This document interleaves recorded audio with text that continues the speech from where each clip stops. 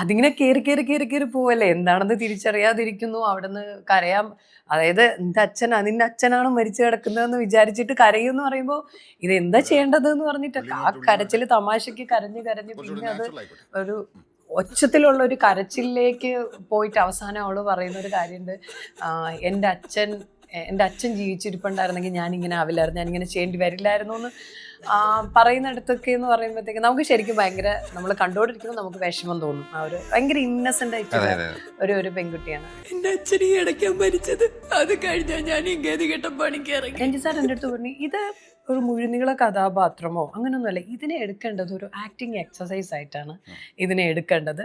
അത് സിനിമയിലെ ഒരു പ്രധാനപ്പെട്ട ഒരു രംഗമാണ്. ഇത് പാളിപ്പോയാൽ ശരിക്കും നന്നായിട്ട് കൂക്ക് കിട്ടുന്ന ഒരു ഏരിയ ആണ്. അപ്പം എന്നെ സംബന്ധിച്ചിടത്തോളം അതൊരു ചലഞ്ചായിട്ട് തന്നെ ഏറ്റെടുത്തിട്ട് ചെയ്തതാണ്. ഞാനും അതിനൊരു പരീക്ഷണമായിട്ട് തന്നെയാണ് ഒരു ആക്ടർ എന്നുള്ള രീതിയിൽ ഞാനതിനെ കണ്ടത്.